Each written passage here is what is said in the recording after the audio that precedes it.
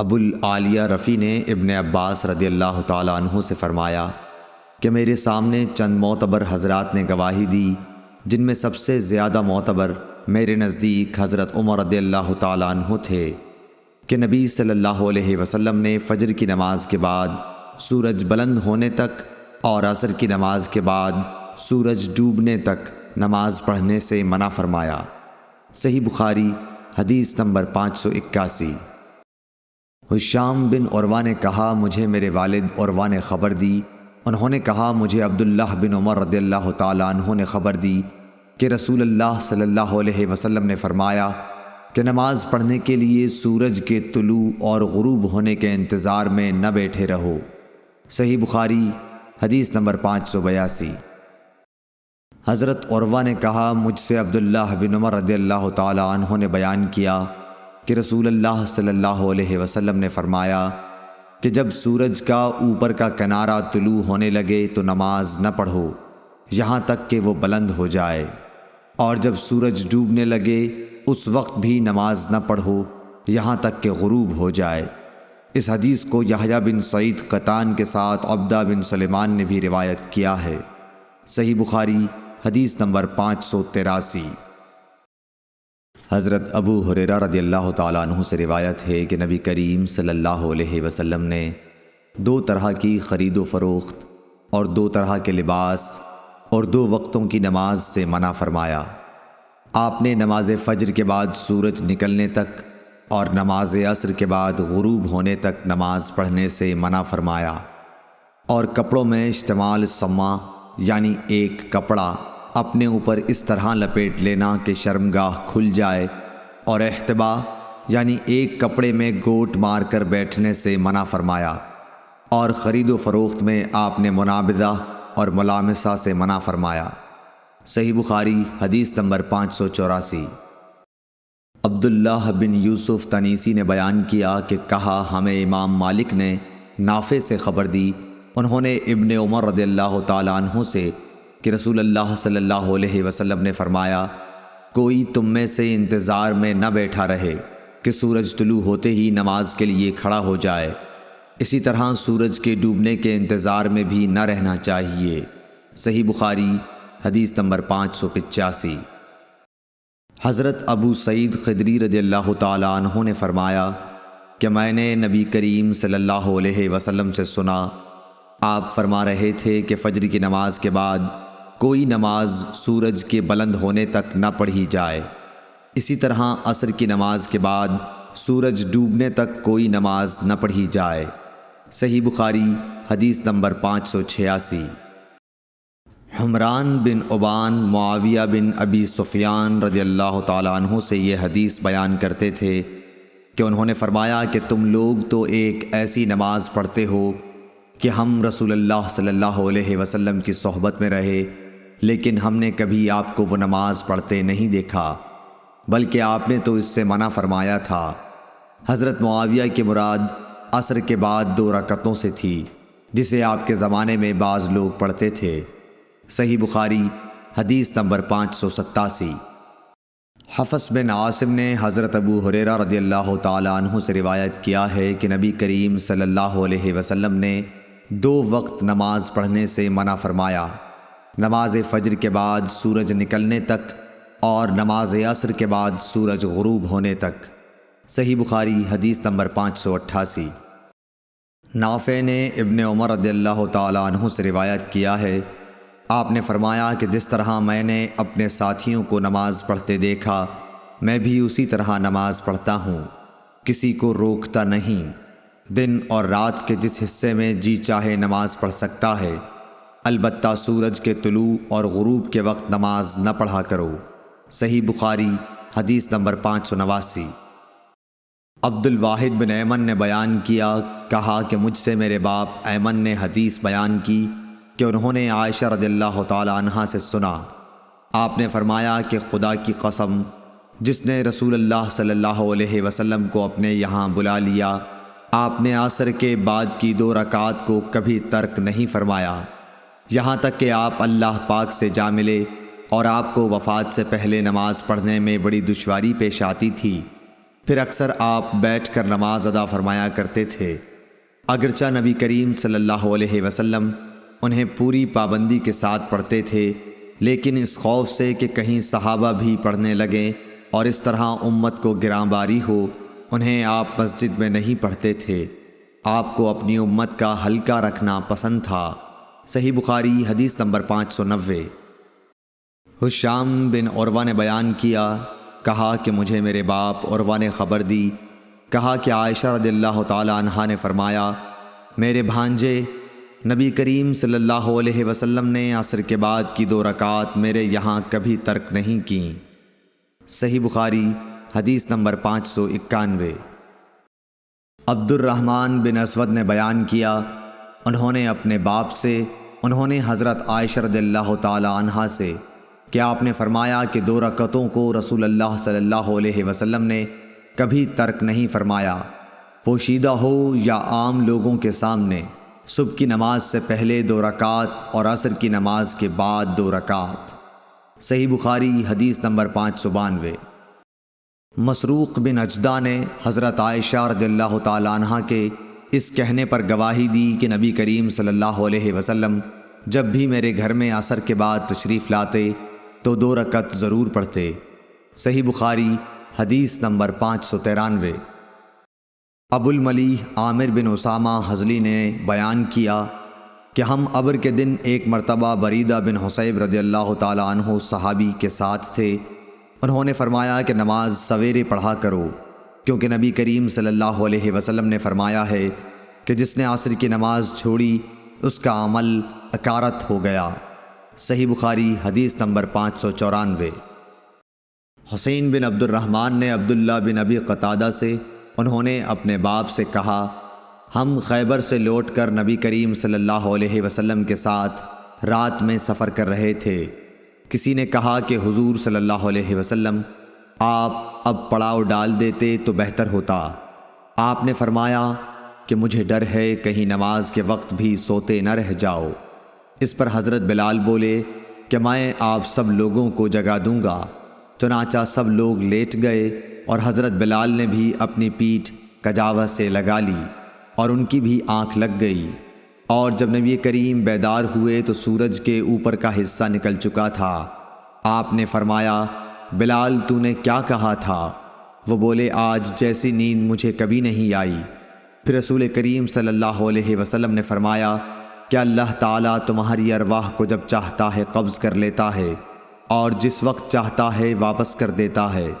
اے بلال اٹھ اور اذان دے۔ پھر آپ نے وضو کیا اور جب سورج بلند ہو کر روشن ہو گیا تو آپ کھڑے ہوئے اور نماز پڑھائی۔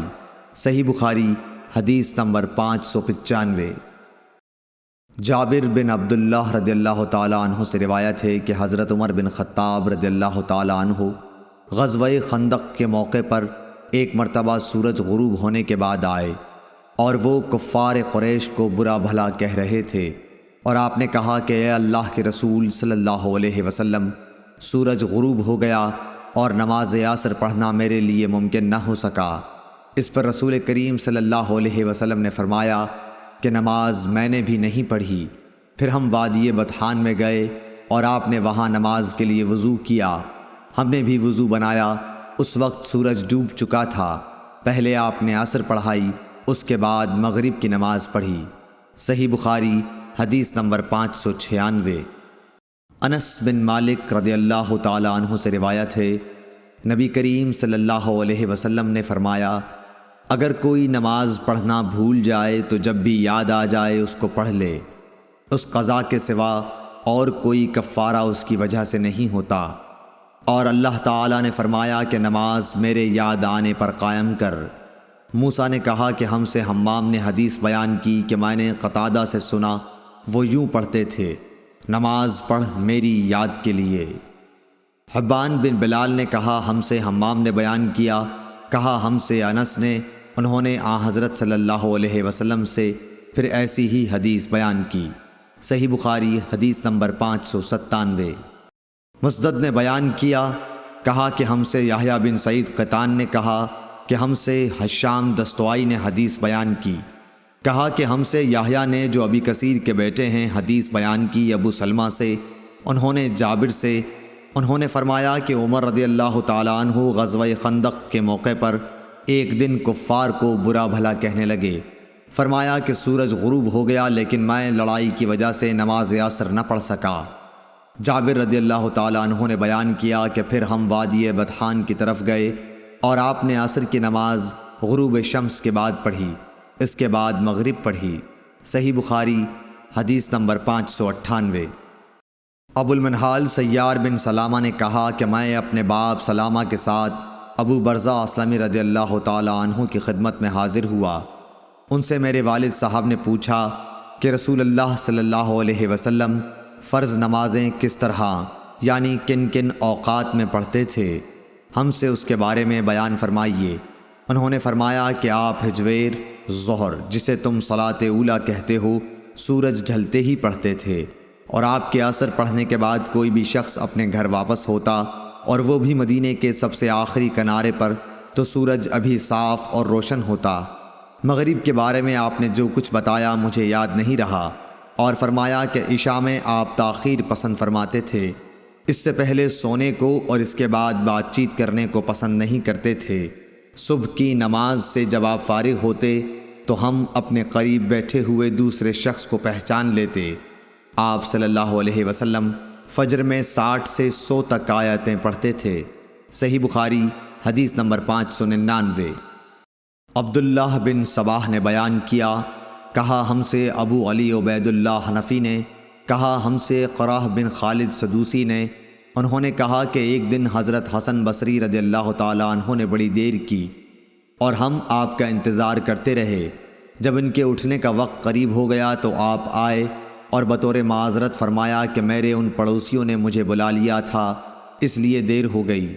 پھر بتلایا کہ انس بن مالک رضی اللہ تعالیٰ عنہ نے کہا تھا کہ ہم ایک رات نبی کریم صلی اللہ علیہ وسلم کا انتظار کرتے رہے، تقریباً آدھی رات ہو گئی تو آپ تشریف لائے، پھر ہمیں نماز پڑھائی، اس کے بعد خطبہ دیا، پس آپ نے فرمایا کہ دوسروں نے نماز پڑھ لی اور سو گئے، لیکن تم لوگ جب تک نماز کے انتظار میں رہے گویا نماز ہی کی حالت میں رہے ہو۔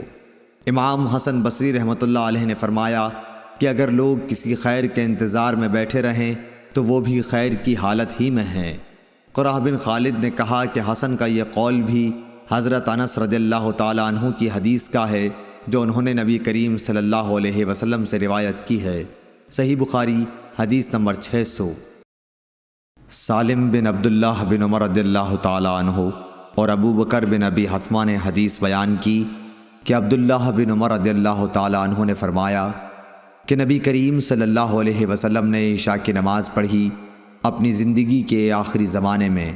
سلام پھیرنے کے بعد آپ کھڑے ہوئے اور فرمایا کہ اس رات کے متعلق تمہیں کچھ معلوم ہے؟ آج سلام پھیرنے کے بعد آپ کھڑے ہوئے اور فرمایا کہ اس رات کے متعلق تمہیں کچھ معلوم ہے؟ آج اس روئے زمین پر جتنے انسان زندہ ہیں 100 سال بعد ان میں سے کوئی بھی باقی نہیں رہے گا۔ لوگوں نے حضور صلی اللہ علیہ وسلم کا کلام سمجھنے میں غلطی کی اور مختلف باتیں کرنے لگے۔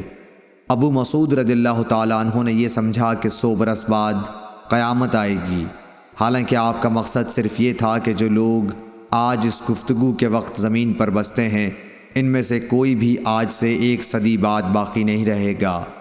آپ صلی اللہ علیہ وسلم کا مطلب یہ تھا کہ 100 برس میں یہ قرن گزر جائے گا۔ صحیح بخاری حدیث نمبر 601۔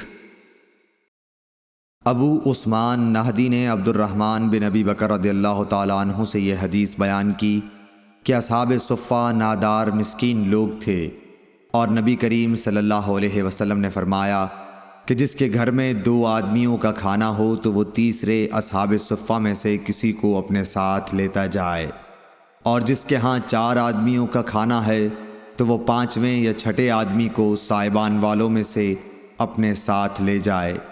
پس ابو بکر 3 آدمی اپنے ساتھ لائے اور نبی کریم صلی اللہ علیہ وسلم 10 آدمیوں کو اپنے ساتھ لے گئے۔ عبد الرحمن بن ابی بکر رضی اللہ تعالیٰ عنہ نے بیان کیا کہ گھر کے افراد میں اس وقت باپ، ماں اور میں تھا۔ ابو عثمان راوی کا بیان ہے کہ مجھے یاد نہیں کہ عبد الرحمن بن ابی بکر نے یہ کہا یا نہیں کہ میری بیوی اور ایک خادم جو میرے اور ابو بکر دونوں کے گھر کے لیے تھا یہ بھی تھے۔ خیر، ابو بکر رضی اللہ تعالی عنہ نبی کریم صلی اللہ علیہ وسلم کے یہاں ٹھہر گئے اور غالباً کھانا بھی وہیں کھایا۔ صورتحال یہ ہوئی کہ نماز عشاء تک وہیں رہے، پھر مسجد سے نبی کریم صلی اللہ علیہ وسلم حجرہ مبارک میں آئے اور وہیں ٹھہرے رہے تاکہ نبی کریم صلی اللہ علیہ وسلم نے بھی کھانا کھا لیا۔ اور رات کا ایک حصہ گزر جانے کے بعد جب اللہ تعالیٰ نے چاہا تو آپ گھر تشریف لائے تو ان کی بیوی ام رومان نے کہا کہ کیا بات پیش آئی کہ مہمانوں کی خبر بھی آپ نے نہ لی، یا یہ کہا کہ مہمان کی خبر نہ لی۔ آپ نے پوچھا کیا تم نے ابھی انہیں رات کا کھانا نہیں کھلایا؟ ام رومان نے کہا کہ میں کیا کروں، آپ کے آنے تک انہوں نے کھانے سے انکار کیا۔ کھانے کے لیے ان سے کہا گیا تھا لیکن وہ نہ مانے۔ عبد الرحمن بن ابی بکر رضی اللہ تعالی عنہ نے بیان کیا کہ میں ڈر کر چھپ گیا۔ ابو بکر رضی اللہ تعالی عنہ نے پکارا، اے غنثر یعنی او پاجی۔ آپ نے برا بھلا کہا اور کوسنے دیے، فرمایا کہ کھاؤ، تمہیں مبارک نہ ہو، خدا کی قسم میں اس کھانے کو کبھی نہیں کھاؤں گا۔ آخر مہمانوں کو کھانا کھلایا گیا۔ عبد الرحمن رضی اللہ تعالی عنہ نے کہا، خدا گواہ ہے کہ ہم ادھر ایک لقمہ لیتے تھے اور نیچے سے پہلے سے بھی زیادہ کھانا ہو جاتا تھا۔ بیان کیا کہ سب لوگ شکم سیر ہو گئے اور کھانا پہلے سے بھی زیادہ بچ گیا۔ ابو بکر رضی اللہ تعالی عنہ نے دیکھا تو کھانا پہلے ہی اتنا یا اس سے بھی زیادہ تھا۔ اپنی بیوی سے بولے، بنو فراس کی بہن یہ کیا بات ہے؟ انہوں نے کہا کہ میری آنکھ کی ٹھنڈک کی قسم یہ تو پہلے سے 3 گنا ہے۔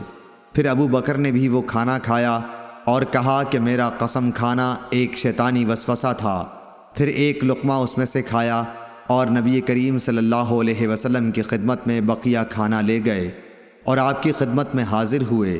وہ صبح تک آپ کے پاس رکھا رہا۔ عبد الرحمن نے کہا کہ ہم مسلمانوں کا ایک دوسرے قبیلے کے لوگوں سے معاہدہ تھا اور معاہدے کی مدت پوری ہو چکی تھی۔ اس قبیلے کا وفد معاہدے سے بات چیت کرنے مدینے آیا ہوا تھا۔ ہم نے ان میں سے 12 آدمی جدا کیے اور ہر ایک کے ساتھ کتنے آدمی تھے اللہ کو ہی معلوم ہے۔ ان سب نے اس میں سے کھایا۔ عبد الرحمن رضی اللہ تعالی عنہ نے کچھ ایسا ہی کہا۔ صحیح بخاری حدیث نمبر 602۔